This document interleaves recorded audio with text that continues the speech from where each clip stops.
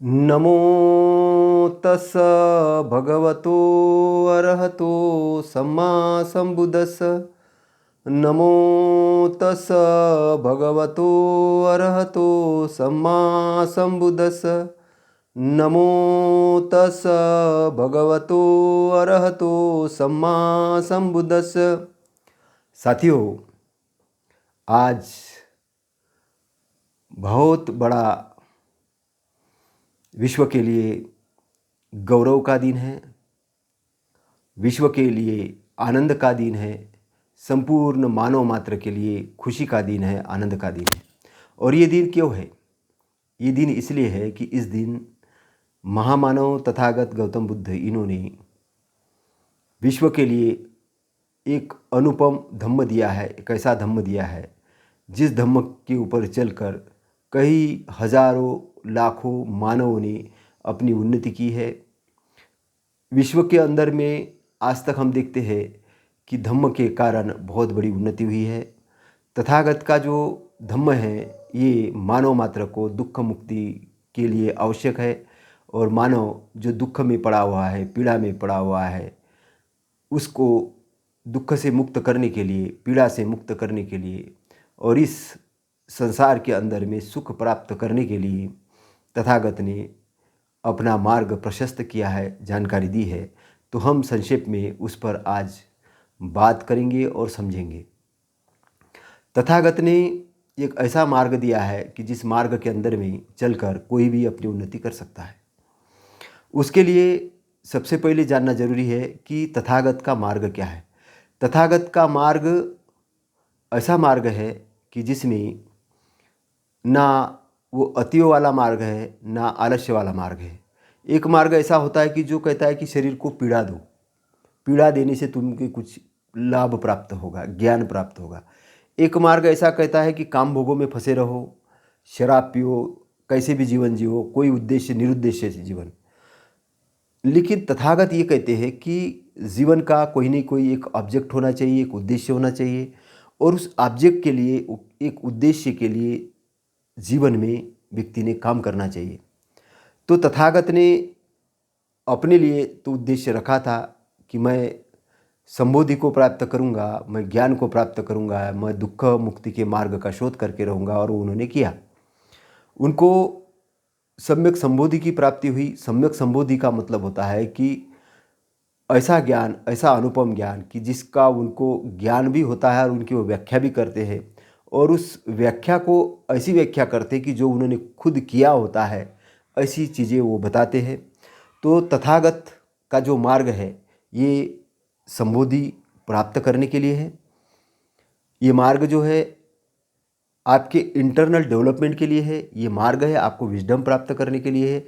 ये मार्ग है निब्बान को प्राप्त करने के लिए। निब्बान का मतलब है कि जन्म मृत्यु के बंधन से मुक्ति प्राप्त करने के बाद जो एरिया है, जो इन्फानेट एरिया है, उस एरिया के अंदर में आपको पहुंचाने के लिए।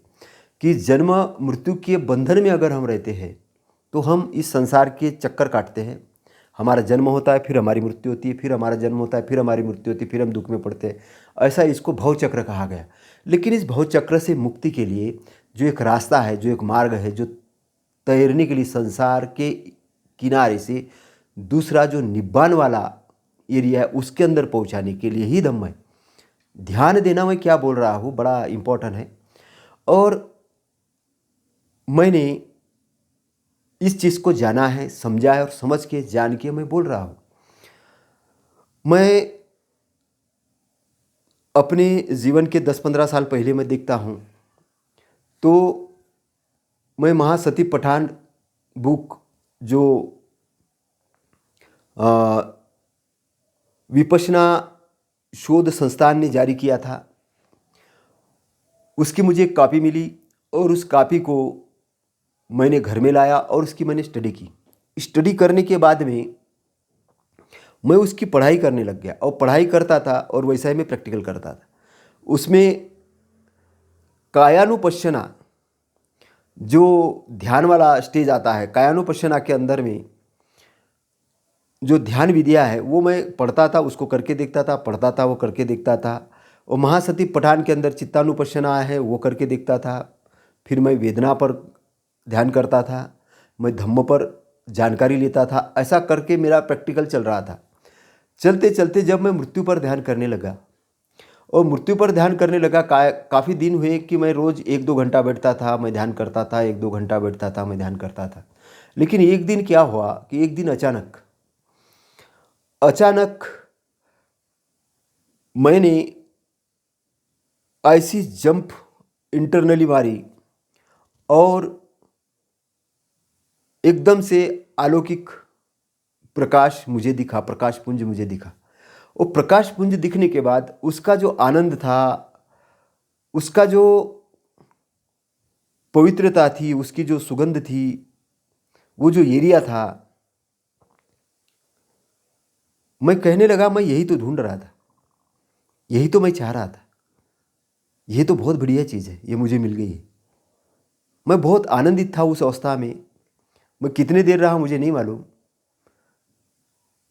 लेकिन अनायासे मैंने महासत्तिपठान विधि का प्रैक्टिकल करना शुरू किया था और उसमें तथागत ये कहते हैं कि निब्बान का साक्षात्कार होगा। इस विधि से अगर कोई जाता है तो उसे निब्बान का साक्षात्कार होगा। तो पहली बार मुझे निब्बान का साक्षात्कार हुआ। लेकिन मैं कुछ विपश्यनाचार्य आचार्य लोगों के पास गया। मैंने कहा कि ऐसे ऐसे हुआ, मुझे ध्यान तो मैं लगाता था, मैं ध्यान इसलिए लगाता था कि मुझे कुछ अच्छा लगे, मुझे कुछ सुख मिले, मुझे कुछ बढ़िया लगे, ऐसा करके मैं ध्यान लगा था। लेकिन आज जो कुछ हुआ, जो कुछ मुझे दिखा, जो कुछ मुझे प्रकाश दिखा, ये कुछ अलग तरीके का था। इसके अंदर में जो शांति थी, जो सुगंध थी, मैंने कहा ये बहुत बड़ी चीज़ है, ये तो मुझे जो दर्शन हुए ये कुछ अलग है। तो लोगों ने ये कहा कि ऐसा आप करते रहेंगे तो और आपको अनुभव आएंगे। लेकिन मैंने कहा कि ये ऐसी चीज़ नहीं है, मुझे थोड़ा सा इस पर स्टडी करना चाहिए। और मैंने फिर व्यक्तिगत स्टडी करना शुरू किया। तो व्यक्तिगत स्टडी करते करते मुझे एक बात समझ में आई और उसमें ये लिखा था कि सारे दुखों से मुक्त की अवस्था निब्बान की अवस्था है। सारे दुखों से मुक्त वाला जो एरिया है वो निब्बान का एरिया है और ये अनंत शक्तिशाली है।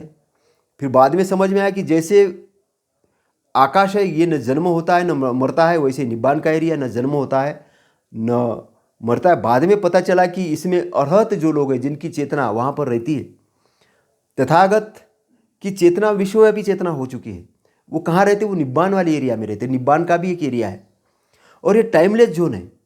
ये जो एरिया है टाइमलेस जोन है, यहाँ पे कोई टाइम नहीं है, कोई कुछ नहीं है। तो मैंने अपनी बुक 2010 के अंदर में प्रिंट की। वहाँ पर मैं अपने अनुभव बताता हूँ कि मैं जब स्मशान भूमि में गया, मैं जाता हूँ तो मुझे अभी पहले जैसा दुख जो होता था, डर लगता था, वैसा अभी डर नहीं लगता है। अभी लगता है कि हाँ, एक साधारण सी घटना है, मृत्यु भी, जन्म है तो मृत्यु है। तो ऐसा क्यों हुआ? ऐसा इसलिए हुआ कि मैंने कहीं ना कहीं ध्यान विधियों के माध्यम से वो साक्षात्कार किया। और अभी मेरा कितना भी दुश्मन हो तो उसके बारे में मैं अच्छा सोचता हूँ। हालांकि मैं भी क्रोध करता हूँ, दिखावे के लिए होता है, लेकिन अच्छाई के अंदर में स्थित रहने की कोशिश करता हूँ, आलस से दूर रहने की कोशिश करता हूँ। और मुझे एक चीज़ पता चली कि तथागत का जो दर्शन है, जो ज्ञान है, ये काल्पनिक नहीं है, वास्तविक है। इसलिए तथागत जो कहते हैं कि मुक्ति इसी जन्म में है, मुक्ति के लिए आपको मरने की जरूरत नहीं है, वो सत्य है। तो उन्होंने कहा कि अष्टांगिक मार्ग है। अष्टांगिक मार्ग पर जब मैं स्टडी करने लग गया तो अष्टांगिक मार्ग में पता चला कि सम्यक दृष्टि जो है, ये सम्यक दृष्टि मतलब लोग बोलते कि दृष्टिकोण नहीं, इंटरनल दृष्टिकोण। सम्यक दृष्टि प्रतीत्य समुत्पाद पर आधारित है। सम्यक दृष्टि का मतलब है कि हर कर्म, हर कार्य हम करते हैं तो उसका एक रिजल्ट है। तो जैसा हमें रिजल्ट चाहिए वैसा हमें कर्म करना पड़ता है। अगर अच्छा रिजल्ट चाहिए तो अच्छे कर्म करो, बुरा रिजल्ट चाहिए तो बुरे कर्म करो। और जो भी हम होश के अंदर में काम करते हैं तो वो काम अच्छे ही होते हैं होश के अंदर। बेहोशी के अंदर में जो हम काम करते हैं तो उसके अंदर में गलत होने की संभावना रहती है। दूसरा,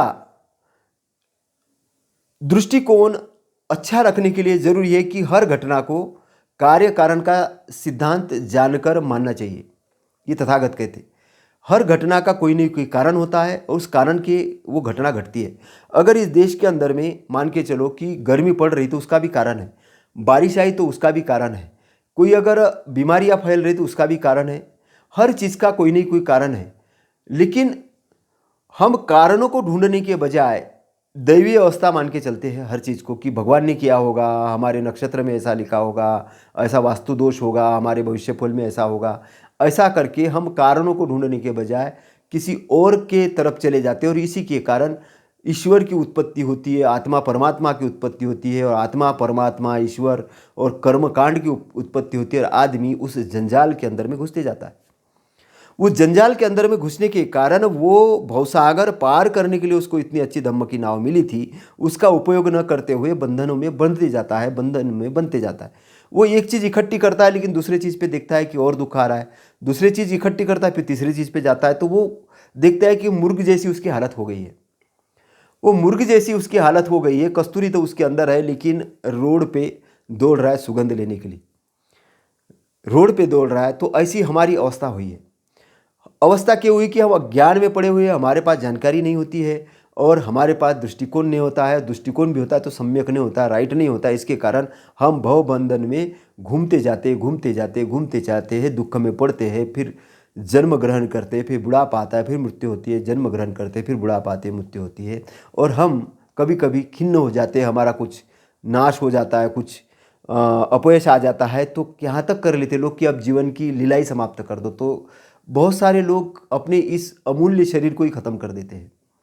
लेकिन अगर उनको तथागत का धम्म पता चला, और उनको ये पता चला कि मुझे दुख मुक्ति के लिए ये मार्ग मिला है, और इस मार्ग पर चलकर मुझे मेरी दुख की मुक्ति करना है, मुझे निब्बान के एरिया के अंदर में एंट्री करना है, जन्म मृत्यु के बंधन से मुक्त होना है, मुझे निब्बान वाले एरिया में जाना है, और मुझे इसी जन्म के अंदर में सत्कर्म करके, अच्छे कर्म करके आगे बढ़ना है, तो सामाजिक बात है कि उसके अंदर में आया हुआ वो जो गलती है, जो अपने को पीड़ा देने वाली बात है, अपने को नष्ट करने वाली बात है, खत्म हो जाएगी, उसका टेंशन खत्म हो जाएगा, उसके लिए एक सद्गति का मार्ग निकलेगा। इसलिए तथागत का जो धम्म है बड़ा महत्वपूर्ण धम्म है। और तथागत का धम्म ये जानने का धम्म है कि जो श्रेष्ठ जो सत्य है वो चार सत्य है, कि संसार के अंदर दुख है तो दुख का कारण है, दुख का निवारण है तो निवारण का मार्ग है। इस बात को अगर आप मान लेते, ये भी प्रतीत्व समुत्पाद पर आधारित है, ये भी कार्य कारण के सिद्धांत पर आधारित है। तो जब आप सम्यक दृष्टि के अंदर में आते हैं, तब आपको संकल्प करने होते हैं सम्यक, क्योंकि बगैर संकल्प के आप इधर उधर भागते रहेंगे। इसलिए संकल्प कैसे करने उसकी भी तथागत बात करते हैं कि संकल्प आपके ऐसे होने चाहिए कि आपको करुणा का संकल्प करना चाहिए, करुणा का, आपको मैत्री का संकल्प करना चाहिए, आपको अविहिंसा का संकल्प, अहिंसा का संकल्प करना चाहिए, आपको द्रोह न करने का संकल्प करना चाहिए, आपको निष्कामता का संकल्प करना चाहिए। निष्कामता का मतलब बदले में बगैर किसी लाभ के भी अच्छाई के लिए वर्क करना। तो तथागत सम्यक संकल्प की बात करते, तथागत वाचा की बात करते कि वाणी आपकी ऐसी होना चाहिए कि जो वाणी उद्देश्यपूर्वक हो, काम की हो, और लोगों के भलाई के लिए हो, अपने भलाई के लिए हो, और समय या अनुकूल हो, विषयानुकूल हो। ऐसी नहीं कि कहीं की बात कहीं पे लगा दी, और ऐसी वाणी हो कि जो ऑथेंटिक हो, ऑथेंटिक हो, जिससे लोगों का भी भला होता हो, आपका भी, ऐसी वाणी का आपको उपयोग करना चाहिए। फिर तथागत सम्यक कर्मांत की बात करते हैं, वो शरीर के कर्म की बात करते हैं, मन के कर्म की बात करते हैं, और वाचा के कर्म की, तीनों के कर्म की पवित्रता बना के रखना, ये वो सिखाते हैं।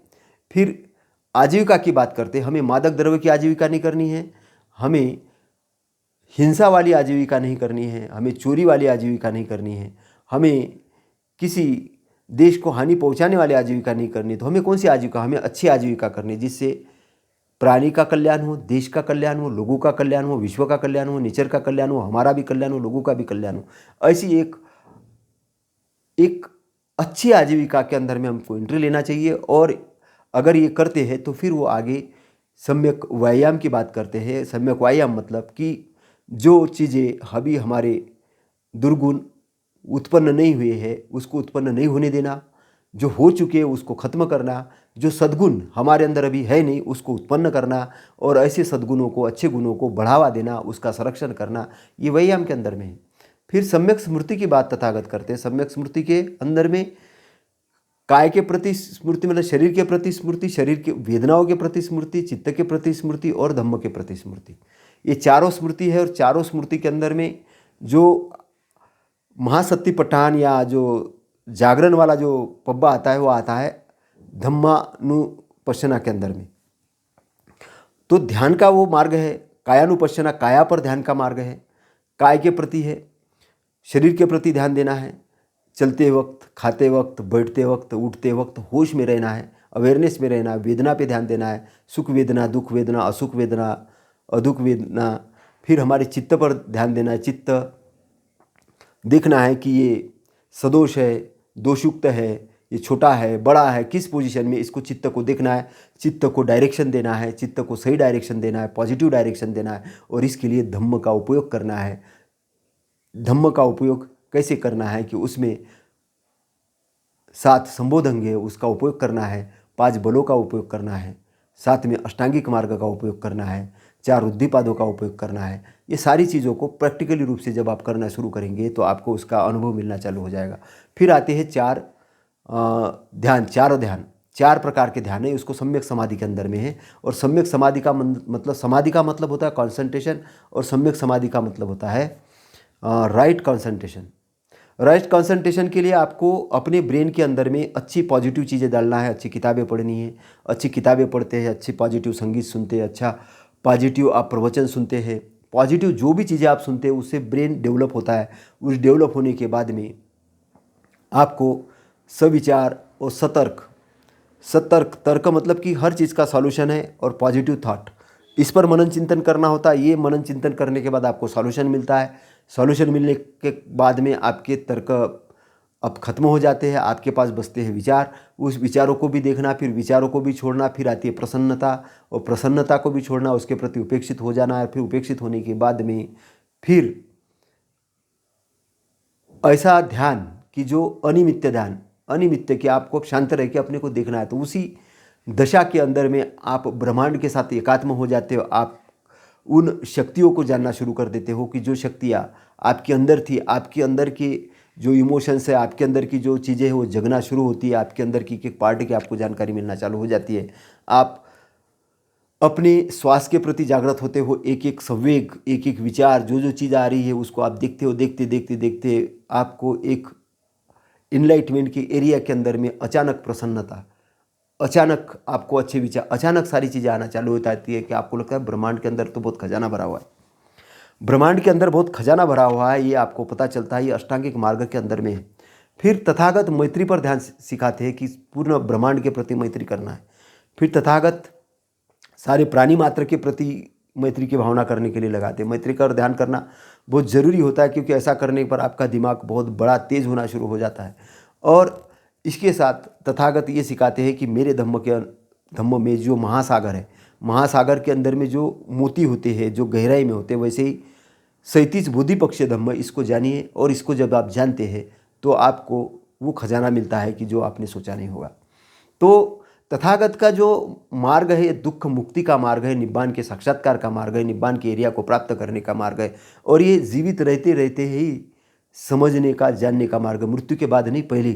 क्योंकि आपका शरीर है, उसका उपयोग करके आपको भव बंधनों से मुक्त होना है, आपके दुर्गुणों से मुक्त होना, अच्छाई के अंदर आना। अच्छाई के लिए क्या करना है कि आलस्य रहित होना है, आपको तंद्रा वाला नहीं होना है, बेसावध वाला नहीं होना है, आपको प्रमादी नहीं होना है, आपको आलस्य वाला नहीं होना है। आपको कैसा होना है, तो आपको एक उद्योगी होना है, पराक्रमी होना है, आपको एक लक्ष्य लेके काम करना है। आपके जीवन के कुछ लक्ष्य होने चाहिए। जैसे तथागत का लक्ष्य था, है ना, उनका विजुअलाइज किया हुआ लक्ष्य था कि मुझे तो दुख से मुक्ति प्राप्त करना ही करना है, मुझे नया ज्ञान चाहिए ही चाहिए। तो ऐसा ही आपका भी लक्ष्य होना चाहिए कि मुझे जीवन में क्या करना है, मुझे जीवन में कैसी उन्नति करना है, क्या करना है। आपका लक्ष्य तय करिए और उस लक्ष्य के लिए आप काम करिए। लक्ष्य ऐसा होना चाहिए जिससे आपका भी लाभ हो, लोगों का भी लाभ हो, संसार का भी लाभ हो। लक्ष्य ऐसे नहीं होने चाहिए कि जिससे लोगों की हानि हो, आपकी भी हानि हो, सबकी हानि हो। ऐसे लक्ष्य ने अच्छे लक्ष्य तय करने हैं, उस लक्ष्य के लिए काम करने हैं। इसलिए महामंगल सूत्र में कहा गया है कि आपको बहु प्रकार की शिक्षा अर्जन करनी है ना। माता पिता की सेवा करनी है, गुरुजनों का आदर सत्कार करना है, धन धान्य परिपूर्ण करना है, पत्नी बच्चों का पालन पोषण करना है, समाज के लिए अच्छी चीज़ों के लिए दान देना है, भिक्षुओं को दान देना है, विहारों को दान देना है, विश्वविद्यालय बनाने के लिए दान देना है। और सरकार को उस समय राजा होते थे, आज ये सरकार है, सरकार को अच्छे चलाने के लिए मार्गदर्शन देना, अच्छी किताबें लिखना, अच्छा ज्ञानवान बनना है और अपने आप को सुसंस्कृत बना के, अच्छा बना के, चित्त को अच्छा करके आगे बढ़ना है। तो हम विश्व को एक ऐसा विश्व बनाना चाहते हैं, एक ऐसा विश्व की जिसके अंदर में माता पिता का सम्मान हो, गुरुजनों का सम्मान हो, लोग शांति से रहे और किसी भी प्रकार के अकुशल कर्म से लोग बचे, लोग एक दूसरे को ठगी करने से बचे, एक दूसरे को ये करे। क्योंकि आज क्या होता है कि एक रेल का इंजन अगर गलत पटरी पे उतरता है तो सारे डब्बे गलत लाइन पे जाते हैं। तो आज सिस्टम क्या हो गया कि एक सिस्टम अगर गड़बड़ होता है, सारे सिस्टम गड़बड़ होता है। तो इसीलिए सिस्टम के अंदर में सुचरित्रपन लाना बहुत ज़रूरी है, अच्छाई लाना ज़रूरी है और अच्छाई लाने के लिए धम्म बहुत बड़ा काम करेगा। और इसलिए बाबा साहब ने ये धम्म हमें दिया है। बाबा साहब ने ये धम्म दिया है और ये धम्म ऐसा है कि जानिए तब छानिए फिर मानिए।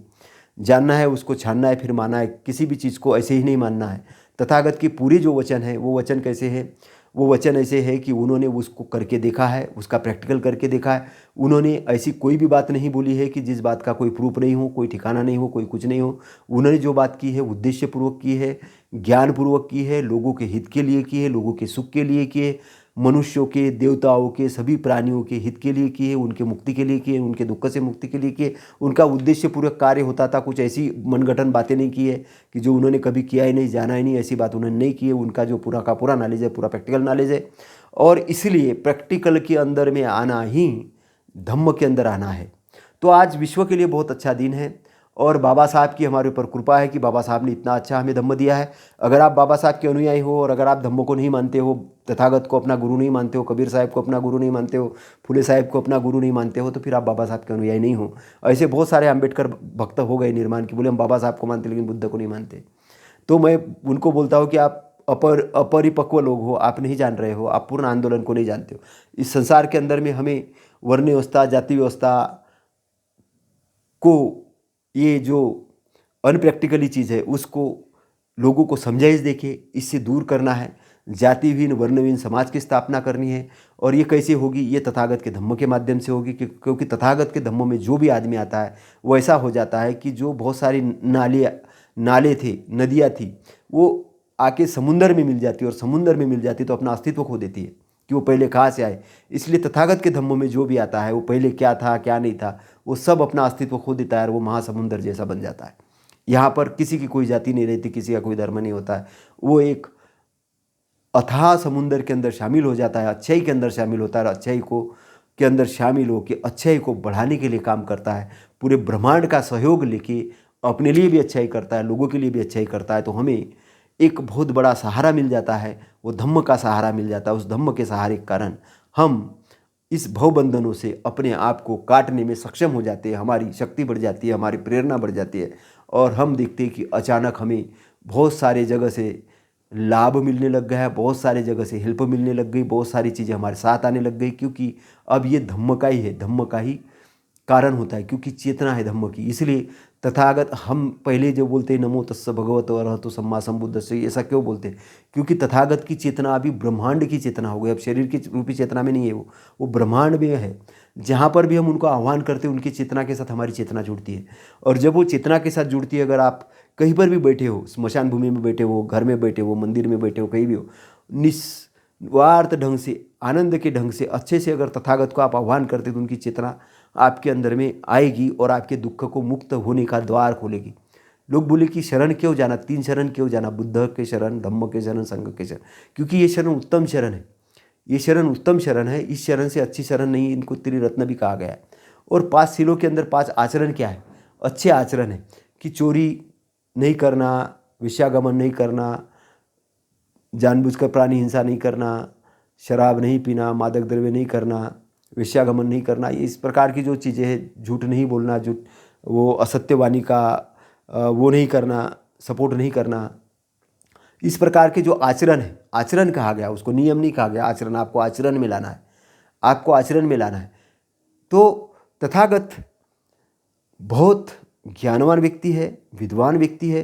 तथागत की जो लाइन ऑफ थिंकिंग है बहुत ज़बरदस्त थिंकिंग है। वो कितने लेवल, पहले व्यक्ति धम्म को समझता है, धम्म को जब समझता है अच्छाई के मार्ग पे आता है, जब वो स्रोत के अंदर में आता है, जब वो श्रोतापन्न कहलाता है। श्रोतापन्न में आने के बाद वो साकरदामी होता है, साकरदागामी के बाद वो अनागामी होता है, अनागामी के बाद वो अरहत होता है, अरहत के बाद में वो बुद्ध होता है और बुद्ध के बाद सम्यक संबुद्ध होता है। तो सम्यक संबुद्ध एक बहुत बड़ी स्टेज है विश्व के अंदर में। अभी तक जो सम्यक संबुद्ध है, तथागत सम्यक संबुद्ध हुए, बुद्ध तो अरहत तो बहुत सारे हुए, अरहतों की कोई गिनती नहीं है ना।